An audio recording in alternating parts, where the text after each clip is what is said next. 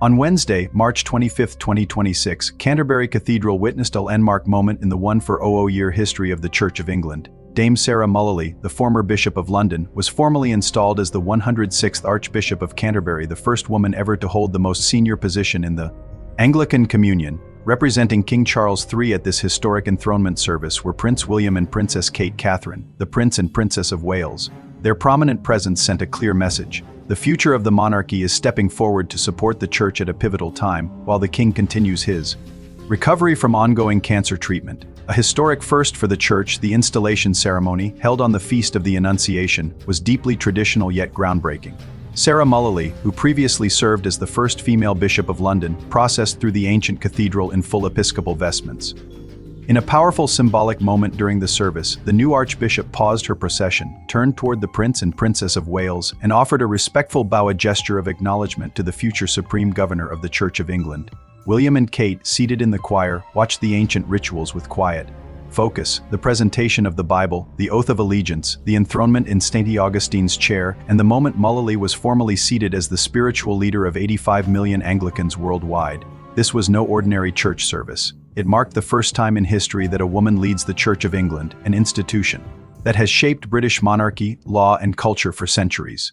King Charles, as Supreme Governor, would traditionally have attended, but his health required the Wallises to step in as his official representatives, a role the heir to the throne has performed on similar occasions in the past. William and Kate's poised presence. The Prince and Princess of Wales arrived together, presenting a picture of unity and quiet strength. Kate, in an elegant outfit with subtle nods to tradition, looked radiant and composed. William, in a dark suit, carried himself with the calm authority expected of the future king. Their attendance was more than ceremonial, as the most senior working royals after the King and Queen, William and Kate are increasingly taking on high-profile representational duties. This event allowed them to reinforce the close relationship between the Crown and the Church, a bond that dates back to Henry VIII but is being quietly modernized under Charles and William, insiders noted. That William has been particularly engaged with issues of faith, community cohesion, and mental health in recent years, themes that align closely with the new Archbishop's priorities of social justice, inclusion, and outreach to younger generations.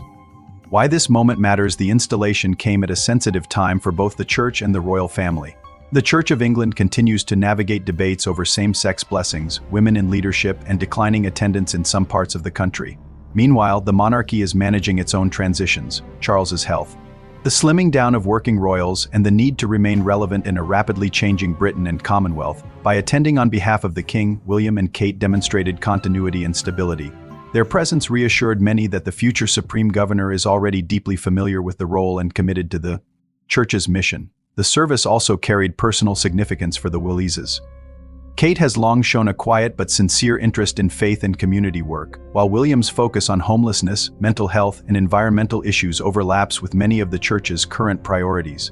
A historic day with a human touch, the day was filled with pageantry, choral music, ancient rituals, and the weight of centuries of tradition, but it also had moments of warmth.